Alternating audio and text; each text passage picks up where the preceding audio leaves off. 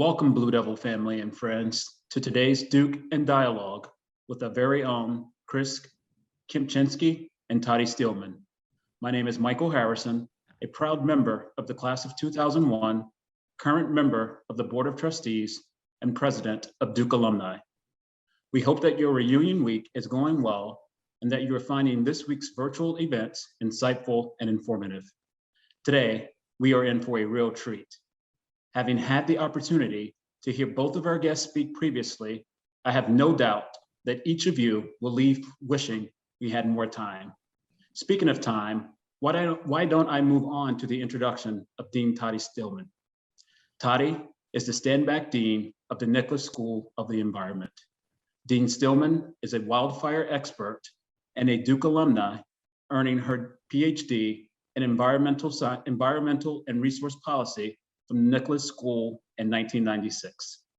Her policy research spans many environmental and resource management issues, including forest management and policy, water security, open space protection, and climate change. But she is best known for her work on community adaptation to wildfires and how communities and agencies can interact for more effective wildfire management. A prolific researcher, Dean Steelman has published 4 well-known books and 59 peer-reviewed chapters and papers. It is my pleasure to welcome Toddi Steelman to today's program. Thank you so very much, Michael. It's a true pleasure to see you again. It is my pleasure. Welcome, everybody. Good afternoon, good evening, depending on where you're joining us from. What a great afternoon it is for us to be able to do this. It is my great pleasure to be here today with Chris Kempczinski, class of 91 and president and CEO of McDonald's Corporation. And I have the great pleasure of introducing him and then getting a chance to interview him a little bit. So Chris is not only responsible for driving the growth strategy for McDonald's, he also has to ensure that McDonald's values are embedded in everything that he does. No easy task. Prior to becoming CEO, Chris served as president of McDonald's USA, which meant that he led the business operations of around 14,000 McDonald's restaurants throughout the United States, an incredible number of restaurants. He joined McDonald's in 2015 as executive vice president for strategy, business development, and innovation. And in that particular role, he worked with other business leaders as well as franchisees to identify innovative ideas across the entire globe and accelerate the process of growth and system change. He has an amazing global perspective, which we're going to query him about today. More than 25 years of experience working in premier global consumer companies. He began his career in brand management with Procter & Gamble. He has held senior positions in PepsiCo. Most recently, he's held a position at Kraft Foods, where he was executive vice president for global initiatives and president international. He is also a trustee of the Ronald McDonald House Charities, which we know does incredible work everywhere it's located. The Kempczinski family is Duke Blue deep through and through. I think it's easy to say. Chris and his wife Heather are both graduates of the class of 91. Since graduation, Chris has been a very active alumnus with Duke. He attends numerous events. He participates in events like this, which we're very fortunate to have him here today. He serves on the Trinity Board of Visitors. They have 2 children. Their son is currently a freshman, and their daughter will be joining the class of 2025 this fall. Chris, my daughter, will also be joining the class of 2025 this fall, so they will be classmates together, which I think is a fun fact for both of us. So without any further ado, welcome, Chris. Super excited to have you and have this opportunity today, and I'm going to jump right in it because I know we really want to take advantage of the time that we have here today. All right, sounds good. We'll get right to it. McDonald's is doing a lot on climate change, on social justice, on diversity and inclusion. And for me, it was really impressive to read a lot of the background materials that I did in preparation for this interview to see everything that you're doing. At the same time, it struck me that expectations are rising for companies to do more, especially in the ESG space, right? Environment, social governance. Do you think we expect more from companies now because government has not lived up to the societal expectations that we have for it, and therefore we need to look to industry to basically fill that role for us? Or do we need to expect more from every single sector given the complex challenges that we're facing today?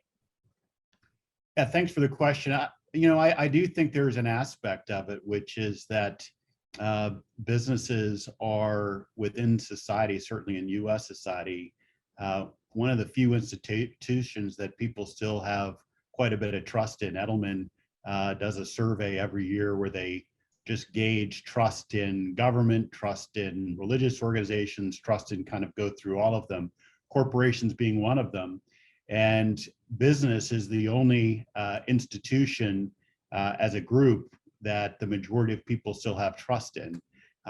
So I think there's an element of that where companies like a McDonald's have the social capital, the political capital, the intellectual capital, the financial capital to be able to go and make some difference, make a difference in these areas. I would tell you though, at the same time, it is not possible for the private sector to lead this on our own. There's a lot of things that we can do at McDonald's to certainly be part of the solution, but we absolutely have to have government be a key part of the solution, NGOs. So, our hope and what we spend time working with is trying to affect policy at the government level that can help support what we're trying to do. Because one of the things that we are mindful of is, at the end of the day, we're also in a very competitive industry, and we have to make sure that we are not competing on an unlevel playing field. And that's a lot of times where government can come in, is just making sure that everybody's operating with a level playing field. So I do think, perhaps a skepticism or a cynicism that exists about government's ability to solve problems is why people are looking for private industry to do more. But even there's limitations. Absolutely. Great. Very good. So stock price really drives a lot of CEO attention. But McDonald's has also been really faithful to adhering to its core values. How do you think about, as CEO, those competing demands so they don't come into conflict with each other? Yeah, well, you're right. I mean, the stock price is something we monitor, and usually I hear if it's up or if it's down. So it's a lot like in athletics. The stock price is the score. But I think if you go beyond the stock price, it's about who owns the stock, because ultimately my job is, I'm employed by the shareholders to look after their interests. And if you think about our shareholder base, at McDonald's, 35% of our shares are owned by what we call retail investors, which is, someone like you or me who directly owns the stock. And then call it another 40 to 45% of the stock is owned by index funds.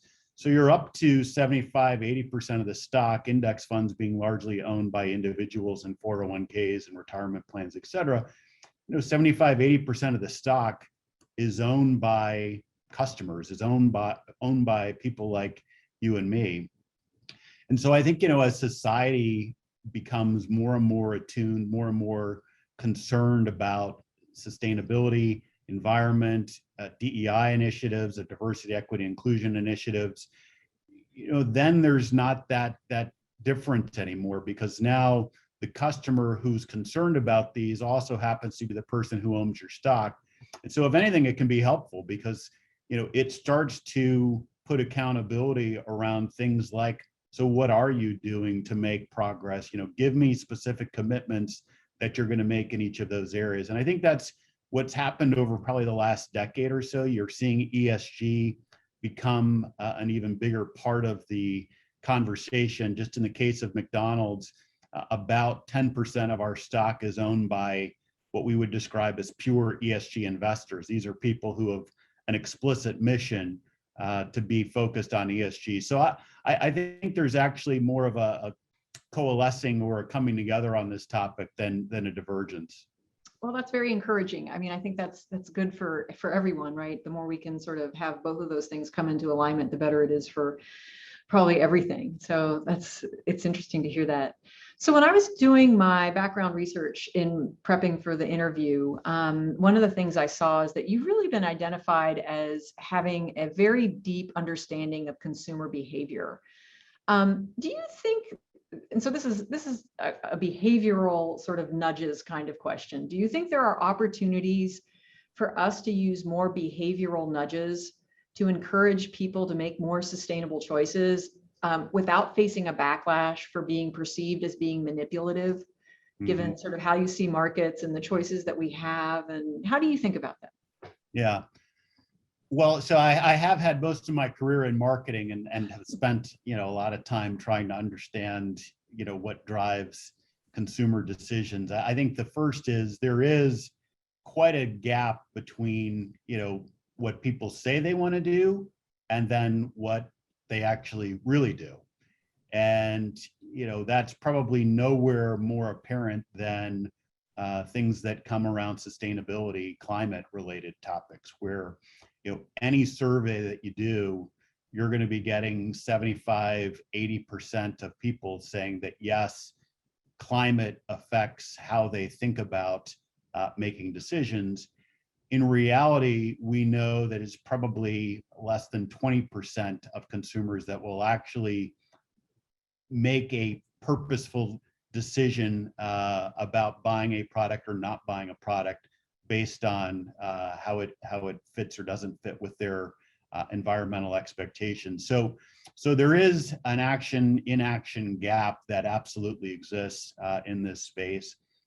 I think, there's things that we can do that I guess I wouldn't call them manipulative, but it's more about what you want to do is you want to create that pause where you make a person aware of the decision that they're about to make and how does it comport with their own aspiration of what they'd like to do. So for example, you see a lot of times in hotels, there's a little thing that gets left in the hotel room. Do you want your bed changed every day? Do you want your towels changed every day? Well, that's a nudge, because now you're getting the consumer to think for a second, okay, well, there's going to be how much water is used for that, how much detergent, which is inherently a petroleum-based product. And then people can say, okay, you know what, this is a way for us, for a way for me to true up my actions to my inaction. So, in our case, it can be things like, for example, we ask people, would you like to have a straw with that or not? Here's an opportunity to say, you know what, I don't want a straw with that. I think that's a very subtle way for us to do that. Another thing that we do in a lot of our European countries in the Happy Meal products, as opposed to saying, just putting a plastic toy in there as a default, you say, hey, would you like a paper-based book instead of that? So I think there's things that we can do that we are doing where you just make someone aware of it. And then ultimately, yes, our job is about, meeting the needs of customers. And so if someone says, well, yes, I'd like to have a straw, we're going to give them a straw. But I do think you can prompt people to think about these things. And we certainly try to do that in places that make sense within our business.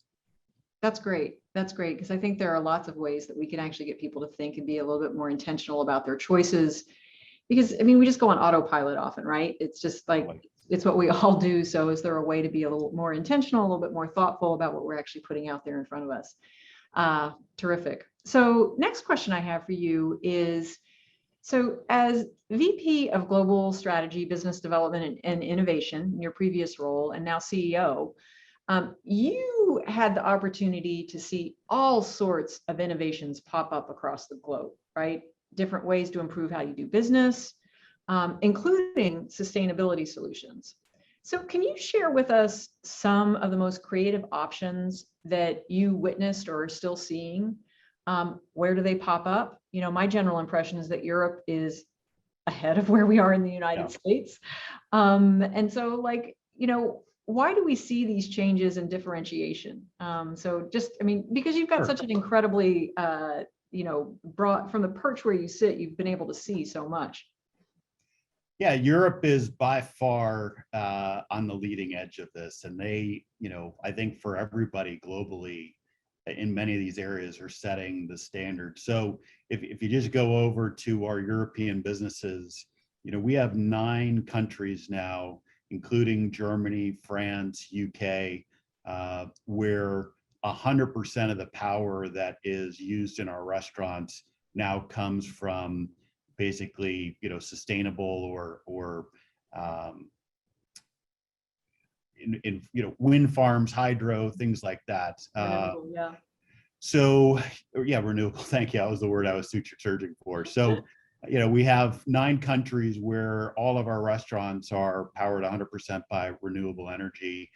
We have other places, particularly in the Nordics area, where their recycling infrastructure is top notch, and we're able to get the majority of our packaging can be recycled out of those restaurants.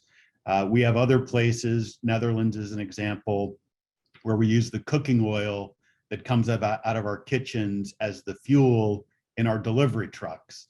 So, there's just a lot of really interesting things that we do in Europe that we've taken into other markets. So now here in the US, as you mentioned in the intro, we've got 14,000 restaurants here in the US. 8,000 of those restaurants are powered through virtual power purchase agreements, which are essentially renewable energy credits that we take and then can use to power our restaurants.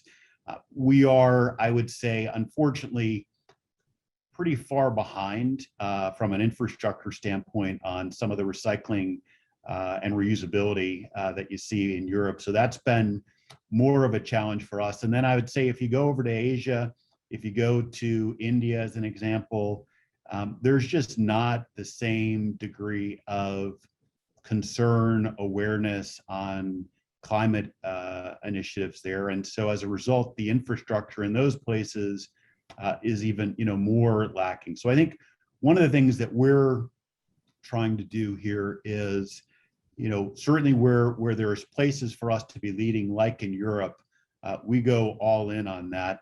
And then we try to take some of those ideas and port them around the world. Many of the things, particularly when it comes to renewable energy, are easy for us to do.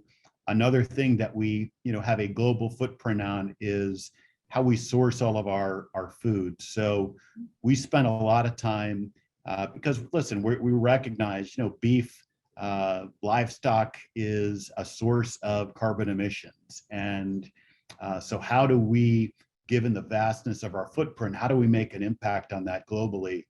And that's where we'll go into things like carbon sequestration programs that we can be doing with ranchers, farmers around the world. That's where we'll also make sure all of our coffee is sustainably sourced. We work with the Rainforest Alliance on that. So, it's a lot of different things. And I think that's one of the difficulties on sustainability is a petroleum-based economy is so pervasive through the entire supply chain. It's not like you can just take one area of it and fix that and you fix the entire problem. You've got to go through almost every single element. And so it ends up being 100 different initiatives that all cumulatively add up to making an impact. Absolutely. Do you have, just sort of when you start thinking about food in particular, how do you think about long-term trends related to animal-based proteins? I mean, this is something that seems to be growing in certain parts of the globe in one direction, moving away from it, and in other parts of the globe, moving, more deeply into, more animal-based proteins. So how does a global corporation like McDonald's start thinking that through? Mm-hmm. That's been an interesting area to just see it evolve, because I think, if you went back 20 years or so, plant-based was, and consumption of plant-based products was driven much more by concern about animal welfare. That was what was driving interest in plant-based. And I would say in the last 5 years, really, much more of the interest in plant-based is coming at it from the impact on the environment. And we call them flexitarians. These are people that are not vegetarian, but they say, you know what, I've got a choice here, and maybe I'm, instead of getting a hamburger or a chicken sandwich or whatever, this time I'm going to get a plant-based product. It's just a little thing I can do to kind of help, but it's not driven from an animal welfare. Again, it's driven from an environmental standpoint. Our job in business is to meet the needs of the customer. So certainly there are places that, again, Europe tends to be further along in this area, that there is enough interest and demand in plant-based products that it makes sense for us to introduce that into our restaurants. And we work with Beyond Meat as our primary supplier around plant-based products globally. So, in those places, we're able to bring it into the restaurants. In other places, like we try to take it into Canada, and there are pockets of demand. It was interesting. There are pockets of demand that you see around, for example, University of Waterloo, or you saw around, university like University of Toronto. But once you get outside of sort of that very millennial Gen Z epicenter, the consumption fell off cliff. And so Canada, we actually we couldn't get enough demand to keep it in the restaurant. So I think this is one where I say, 5 years from now, 10 years from now, plant-based is going to be bigger than it is today. I think it is going to continue to grow, but it's changing, and it's different across the world. And so we're always going to have it as something that's on offer if the customer wants it, but we don't see it as our role to try to push the customer to make a choice that maybe they're not interested in making on their own. We're more about meeting them where they have the interest and the need. Yeah, no, I think it's really fascinating because when you talk about a global corporation, you get that chance to see the different trends happening everywhere. I lived in Canada for 5 years in Saskatchewan, so, central Canada. So I completely understand what you're saying about that and can see that playing out in that particular way. That's awesome. So tell me just a little bit about, so you hinted at this, the net zero restaurant. So three of our students who were doing a master's of environmental management program sort of helped with the net zero building analysis for the restaurant that was built down in Walt Disney World in Florida. What's the future of the net zero restaurant in the United States or elsewhere, perhaps? You hinted at this before. How does it fit into your larger strategies related to renewable energy? You touched on this a little bit, but I'll give you a chance to elaborate. Well, yeah, definitely a shout out to the Nicholas School for the kind of nudge, to use the word you used earlier, on net zero and essentially demonstrating proof of concept that you can make a restaurant that has zero carbon footprint, which is what we have now. We have a pretty large facility, a large restaurant right outside Walt Disney World. It's actually on the Walt Disney World grounds that, as you said, was inspired by some work that came out of Duke on that. So, now having established, essentially proof of concept, we're looking at how do you take elements of that and start to think about how we do restaurant development around the world. So we have 40,000 restaurants today globally. We typically are building about 1,200 restaurants a year around the world. And so, what we're looking to do is how do you get our restaurants to, we're not going to be able to build to a net zero on all 1,200, but we can actually make the environmental footprint on those, much better. And so that's where, you look at building materials, which is one of the things that we learned about from the net zero restaurant. You look at how the air circulation systems are run. That was another area that we learned about from the net zero restaurant. And you start to incorporate those as you build out your restaurant footprint globally. Very cool. This wasn't something we talked about previously, but I'm just kind of curious about how your COVID-19 experience has impacted we're going through a huge learning experience here at Duke, right? Massive experiment in human behavior about working from home and changing some of our behaviors. So we're trying to capitalize on some of that, commuting, who's going to be in the office, who's not going to be in the office, how do we rethink our space at the university, all these sorts of things, right? Big opportunity for us to do that. What are some of the big things that are, I mean, when you're dealing with a global corporation comprised of business leaders, franchisees all over the world, what are the take-home lessons that come for you as we sort of think about the pandemic? Yeah, well, it's complicated.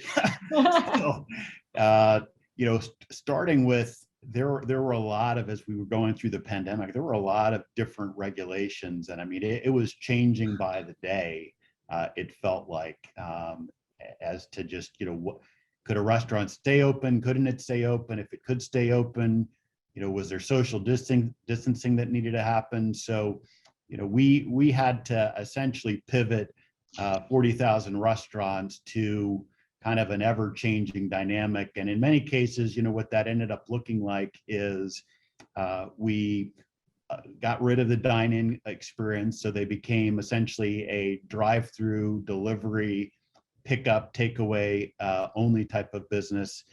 In a lot of these restaurants, we had to reconfigure kitchen operations because now typically a restaurant has 12 people working in the back. Well, social distancing requirements meant we couldn't fit 12 people in the back of the restaurant and actually maintain 6 feet of distance. So we then had to figure out, well, how many people can you fit into the back of the restaurant? And then what are they physically able to make with fewer people in there? So we went to streamlined menus in a lot of the restaurants just because we had that limitation through this. And then from the company side, as you were talking about, we had everybody who went into more of a remote working, but it's a little bit different in this business because, our restaurants, despite those adaptations I talked about, our restaurants largely remained open. Certainly in the US, most of our restaurants remained open. And so one of the things we talked about quite a bit as a leadership team was, how is it right for leadership to be sitting at home in their comfy living room running the business on Zoom when the restaurants are open and we've got crew in the front line? And a principle I established really early on was we shouldn't ask our crew, our frontline people, to go anywhere we wouldn't go. And if we're not willing to go there, then the restaurant shouldn't be open. And so what that meant is, a lot of the leadership, we just kept coming into the office and we practiced all the, good sort of safety protocols that you would expect. But again, if we weren't comfortable with the safety protocols in the office, how could we be comfortable with the safety protocols in the restaurant? And I was really pleased. One of the things that we did is we monitored in all of our restaurants, we monitored the outbreak or the incidence of COVID and how that was progressing. We actually did a partnership with the Mayo Clinic that was evaluating all the data with us as we were going through this. And our incident rate actually ended up being lower in the restaurants than it was in the surrounding geographies. And so that was something that gave us confidence that yes, we can operate the restaurant in a way that still keeps our people safe. But figuring all that out, it was complicated. I can imagine. Can you remember any other time, in your 25-year career where you've had to manage in that kind of a crisis environment? Is there anything similar that you had to draw on? Or no, it's funny you should ask that, because I when this first sort of happened, and I have to admit, I was slow to recognize that this was a global pandemic. I thought, I was in Australia in February of last year. And, my attitude then was, this is just going to be like SARS or MERS or swine flu. It's a regional pandemic. It's not going to go global. We'll work in a particular geography, but this doesn't have to be something that becomes an all hands on deck global crisis. Well, lo and behold, a month later, pretty apparent this is going to be a global pandemic. And it was the first time I said to my team and then the broader organization, this is the first time in my career where you've got the house on fire in every single room. Usually you've only got, okay, this part of the globe has got an issue, but this other part is like firing on all cylinders. Or, okay, yeah, I've got a little thing here. I mean, this was 120 countries that we operate. Yeah. We're all on code red. And that I've never encountered in my career before, and hopefully never will again. As we come out of this, it's also something, right? Because it's like I think we come out with a whimper, not with a bang, right? It's very gradual in terms of how we come out and trying to figure out how we negotiate the exit as well.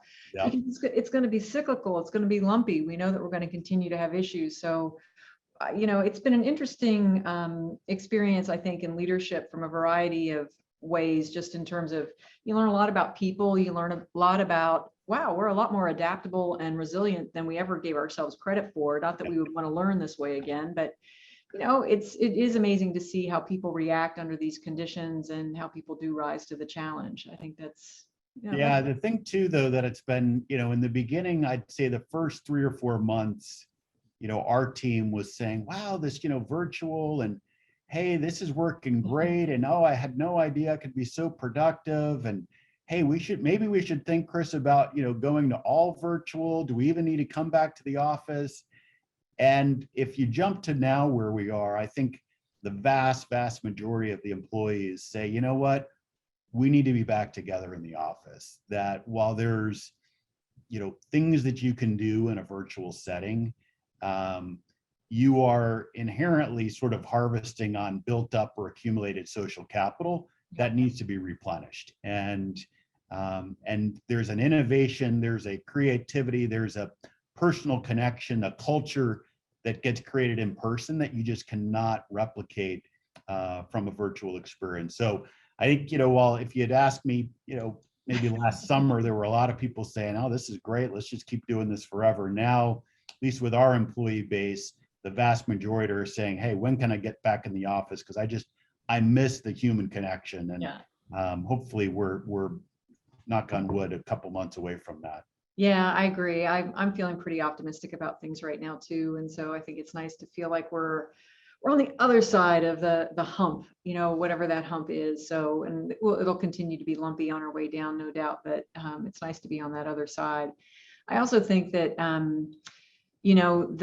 what we hear from our employees across Duke is that, they definitely miss their community. They also want to be back, but they also want to have a little bit more time at home. So we're going to have to, we will go through a process of trying to figure out what the right balance is as we, renorm in this post-pandemic world, what the new normal will be. So we all have a lot of, I think, work ahead of us in figuring out what that's going to look like. Well, I haven't heard from my kids that they want to be at home. So I don't know. Maybe I'll ask them about that. I'll be interested in what the answer is. Good. So we have a couple of questions from students. We had 3 students in particular, Charles Calvat, Lauren Dunn, and Miriam Sakat. 2 of our students are from the Duke Environmental Leadership Program. So that's our mid-career program where we bring back students who have pretty considerable environmental experience, and they come in for some additional training. And then one of our students, Lauren Dunn, is finishing up her Master's of Environmental Management. So they sent in a few questions. And so all 3 of them asked, it's kind of a long question, so I'm going to get through it because they all had similar sort of issues they wanted to talk about. Clearly, it was on all 3 of their minds. So one of them asked about changing consumption paradigms to support climate and farmers. Another asked about regenerative agricultural projects and how they are gaining traction as they address carbon offsets. So, sort of a dual purpose there. And then another student asked about climate and forest impacts from cattle ranching. So all of those are sort of related themes about sort of food, where we get our food, and sort of some of the co-benefits that can come with food.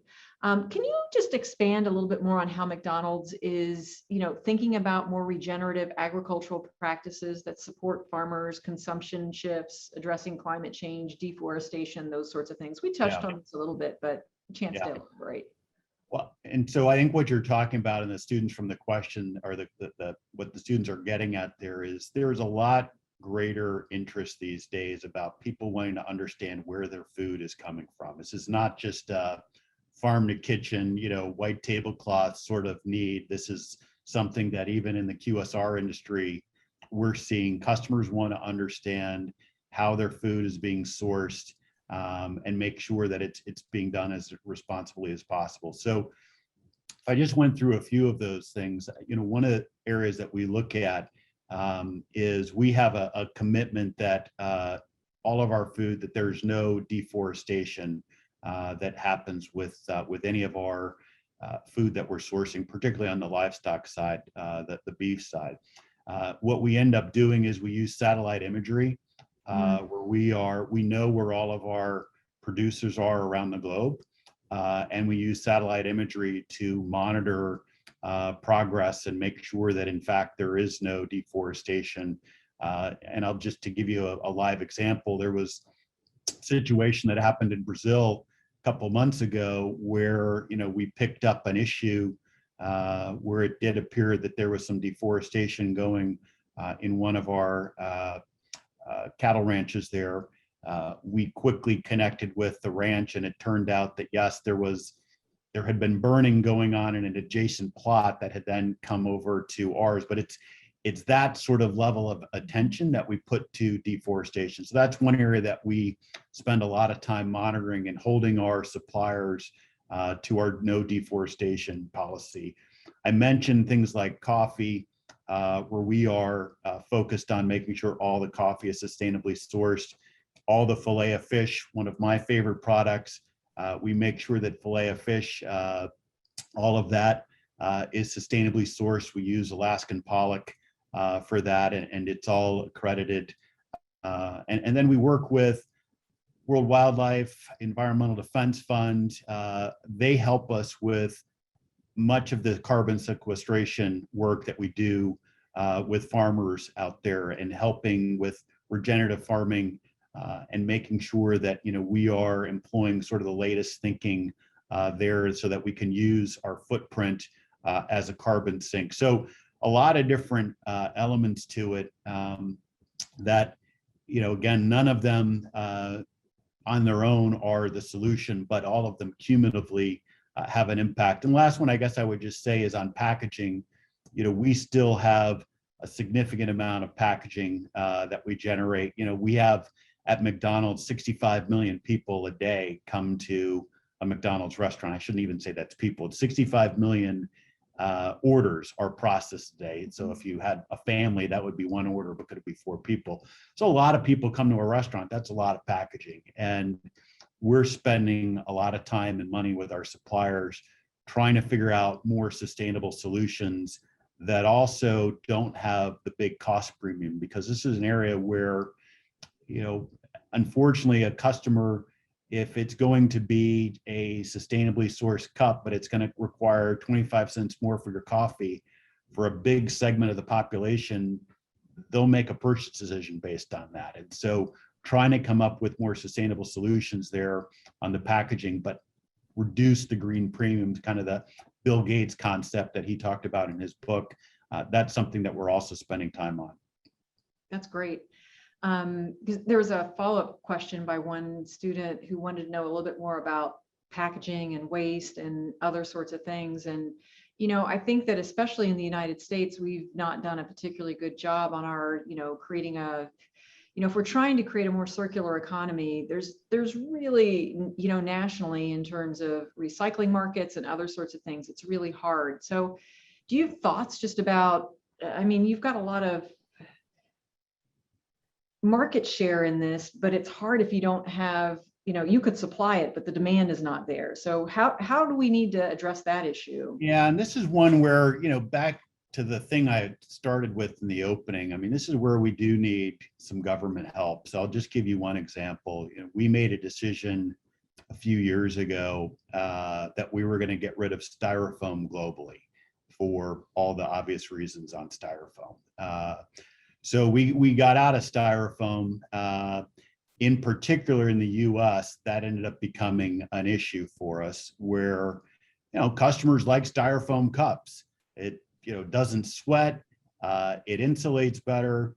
And literally the week that we announced we were getting out of styrofoam cups, I started getting bombarded with customer complaints to my email inbox.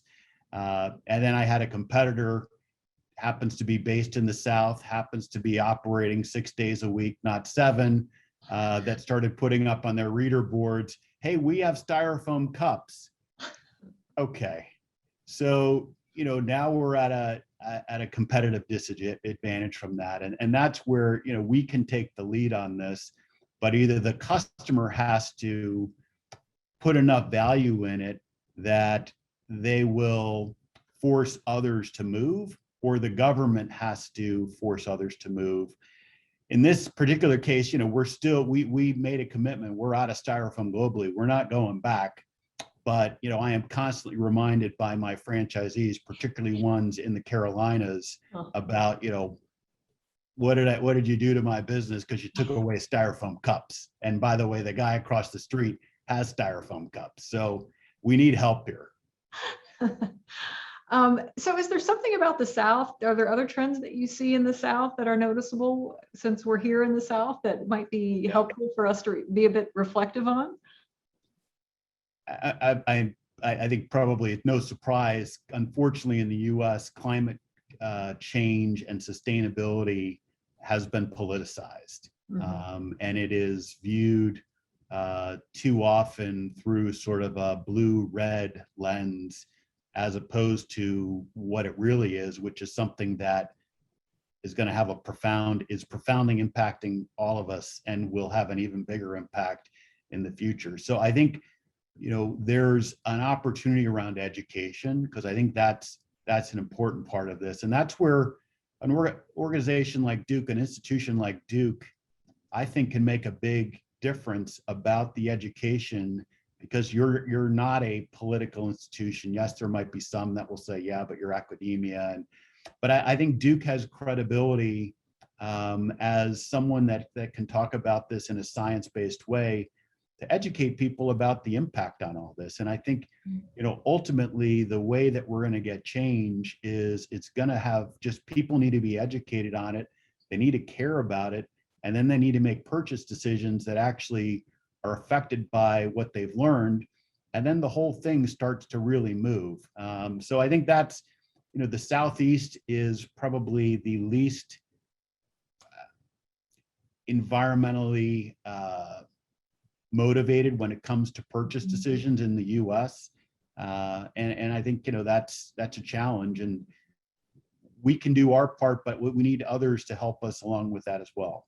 Absolutely. And I think it's a good challenge to us here at Duke, right? Just in terms of, I think about, our theory of change in the world, like what's the role of an educational institution, is that every year, we put out into the larger society thousands of new graduates. And one of the things that President Price has talked about is, how do we become the climate university, right? How do we ensure that every single student sort of graduates and has some degree of climate or environmental literacy, so that we are, creating that next generation of leaders who will go out and can talk about these issues in ways, not only live our principles, right? So demonstrate on our campus how we can be as sustainable and climate forward as possible, so that we walk the walk, but then also as students leave and go out into the world, how do we learn to talk about these issues in non-polarizing ways? How do we learn to evaluate, claims that are made about climate, so that they are,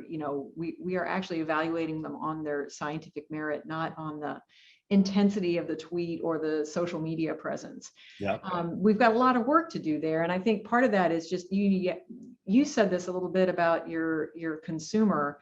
It's the same with us. Like, we have to meet people where they are. And find that way to enter into the conversation with them where they are, whether it's our students. Not all the students want to take an atmospheric chemistry class, even though that's a great class. They might want to find a doorway through art or music or psychology, right? So how do we open up those pathways for students to learn about this? And the same thing, like when we're out in, how do we train those students also to have conversations with people outside of our walls not everybody wants to talk about climate change, but the weather is a really easy way to talk about what's happening in our backyards, right? Really easy. And so I think it's interesting just to think, how do you meet people where they are so that we can have these conversations? And I think you're giving us a good challenge at Duke about how we need to rise to that occasion, I think a little bit more stringently. So I think, just teaching critical thinking about it.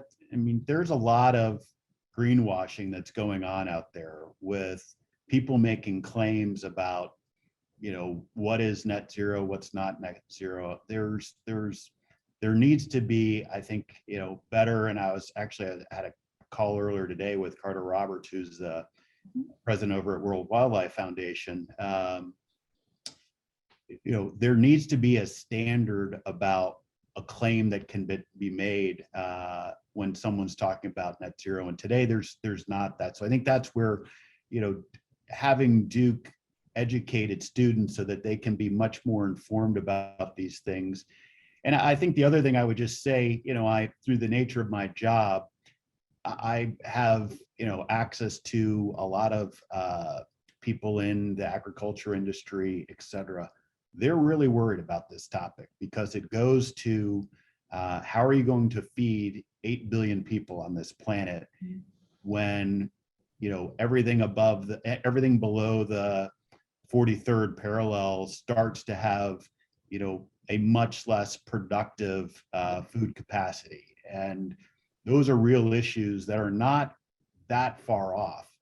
Water is another area. There's, among the people who it's their business to worry about these things because their business relies on water, there's a real concern about access to water. So, on the one hand, it's interesting and fascinating to have insight into it. On the other hand, it does, as you learn about it, it motivates you to say, boy, these are some big issues that I'm not sure the general public fully appreciates what that could do in the next decade or so. Yeah, well, and that's our challenge in terms of creating the next generation of leaders that go out, whether they're undergraduates, professional students, or doctoral students, right? And make sure that we have that impact. And through events like this, where we get to bring, several hundred alumni back together again and also have this conversation, right? So, I mean, it's not just who's within our walls right now, it's, who's part of our virtual community out there as well. So thanks to everybody out there for showing up here today and tuning in. What would you say motivates you? Like, what gets you up every day in terms of keeping you? I mean, you've got a huge job, big challenges. You have to deal with, just the range of topics we've addressed here in a short 25 minutes. There's so many things you have to do. So what keeps you enthusiastic, energized, motivated? Well, so, you start with I'm in an incredibly privileged position and, I wake up every day pinching myself and reminding myself that, I'm in a very lucky position for as long as I'm able to do that. So I think, with that as the outlook, I think the thing when you're with an organization like McDonald's is the ability to make impact at scale. We are, like I said earlier, 120 countries, 40,000 restaurants. In the US, 10% of every meal served in a day comes out of a McDonald's restaurant. You just have a massive, massive impact, or you can make a massive impact. And if we can get better as an organization, just sort of by our size, it gets everything that much better. Now, we need a lot of other help with it, but I think that's, for me, the thing that's just motivating is that everybody wants to go to college to make a difference. I mean, you all write your college essays about, how do I want to make a difference? Well, now you got your chance. Here's a chance where you can go make a difference and you can do it at scale. So for me, that's what just gets me excited and motivated. And again, feeling really privileged about the role I have and to be a part of this organization. Yeah, I think it's great. I think it's also just amazing when you think about, if we go back in the time machine back to 1991, when you graduated from Duke, you probably didn't expect that this was where you were. Maybe you did, I don't know, but it's hard. No, I didn't, and more importantly, nobody else did either. especially my wife. I think it's interesting, right? You see sort of where you end up, and how you get prepared, how each job prepares you along the way for whatever it is that comes next. And I think that's, you can look back with hindsight and it all makes sense, but it's not like you could have predicted it back in 1991 that this is where you were headed. I think that's exactly right. And I get called periodically by Duke students, asking for career advice, et cetera. I think there's an element which is coming out of Duke, you've got a good foundation in those early years. Just keep building the foundation so that you can start to find what you really get excited about. And then I think there's, with every move, there's a level of risk that has to come, and getting comfortable with. I think earlier in your life, it's easy, you kind of tick the box. I go to this school, I do this, then I get these grades, I go to this next step. By the time you hit 30, there's no longer the tick the box approach. Now you're kind of like out on your own in the wild, wild world, and you got to figure out what gets you excited, what gets you motivated. And so I think that for me was, I just ended up loving being in consumer businesses. I loved sort of the speed of it. I love to be able to touch it and kind of just see my product every day. I love the fact that, for better, for worse, everybody has an opinion about McDonald's.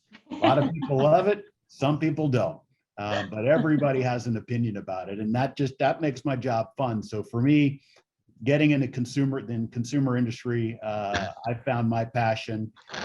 But, you have to, there comes a point where it's no longer about what's the next thing on the resume. It becomes, what do you want to do with your life? And usually that's right around 30 or so that you've got to figure that out for yourself. And I just would encourage everybody who's maybe sort of beginning their career to be attuned to that, because it makes all the difference. I think that's fantastic advice. So I have one last question for you. I have also read about the McDonald's Global Impact Team, which was something that you had put together, and how that was important for aligning the organizational structures that you have in the company to support your goals in ESG. Can you talk through that just a little bit more in terms of how that came together and why that's important for you at this stage? Sure. So when you think about this, sort of all the elements that go into sort of corporate social responsibility, there's a government relations function that we have. So whether it's in DC or over in Brussels, we've got teams that are working at the government level on things. Then we have a corporate philanthropy group that does all the work associated with Ronald McDonald Houses. We have 300 Ronald McDonald Houses around the world, serving hundreds of thousands of families every year. That's a second element of our corporate social responsibility platform. You have a communications piece. So how do we speak as a corporation about these various topics?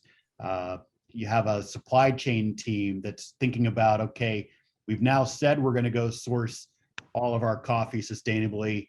How in the heck are we actually going to go do this? So you have lots of different elements that need to go into being able to ultimately put together the strategy. And what I discovered when I came into this job, we were very siloed. We'd had one part of it that existed over here. We had one part of it that existed over there.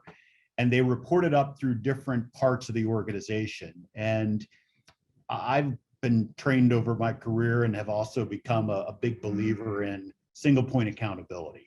Mm-hmm. So having clarity in an organization of who owns what, I think is very important. And as we went out and we've made commitments, for example, we signed up and said, we are going to, as a corporation, meet our share of the Paris Climate Accords. So what the Paris Climate Accords call for, we're going to hit that number by 2030. We've said, we are going to have 100% of our packaging either sustainably sourced, recycled, et cetera, by 2025. We've made that commitment. We've got to hit that number. So as we've made these commitments, who am I calling to say, are we going to get that number or not. And I was finding, I had to make 5 different phone calls. And so now moving it all under global impact, having it exist with one person, there's just much better organizational clarity with it. There's much better accountability. And I have a lot more confidence about, that we are going to hit those numbers. That's fantastic, because I think that just speaks to clarity of goals and what you want to accomplish, and how sort of the form of an organization has to follow the function that you want if you want to accomplish that. But those are no easy things to pull off. When I think about, that kind of reorganization is not easy. So I give you a lot of credit for, making those kinds of changes, because that's and invariably, as you well know, you end up dealing with personalities as well. Well, this was my area, now it's moving, and so much of these jobs is more about managing people. Intellectually, you know what the right answer is, but getting others to understand the why of that is a big part of these jobs. I should say, by the way, these are not shameless plugs behind me here. I did not put these up just for this little get together. I actually have my Duke basketball, football, and Coach K bobblehead as part of my office. So, it's not just a coincidence that they're there. I also should tell you that I have my office as balanced because I'm also looking at my Michael Jordan McDonald's All-American basketball jersey that he wore back, I think it was in 1982, I want to say. So I have that on the other side. So I got a little Carolina and Duke in my office here. Chose well in terms of your background. Very good. All right, we are pretty much at the end of our time. I did have another question, but we don't have time for it, but I'll just leave you with it. I really wanted to know, what is the special sauce in the Big Mac? I use that phrase all the time, the special sauce. Anyway, thank you so much. Tell you, but I'd have to kill you. So exactly. So we'll have to leave that for next time. I am going to turn this back over to Michael to close us out, but I just want to say thank you. What a pleasure. And I wish we could have done it in person, but maybe this was just a better option for right now. Thank you. Great. Thanks, Toddi. Thanks, Chris. How about a virtual round of applause for our special guest?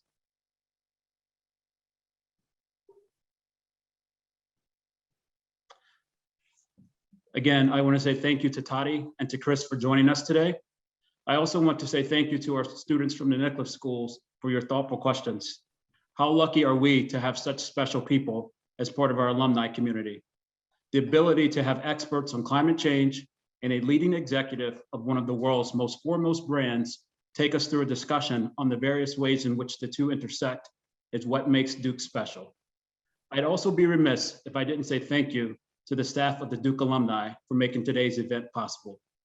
I'd like to invite each of you to join us tomorrow as the Dean of the Pratt School of Engineering, Ravi Bellamakanda, leads us in a discussion on using technology in healthcare.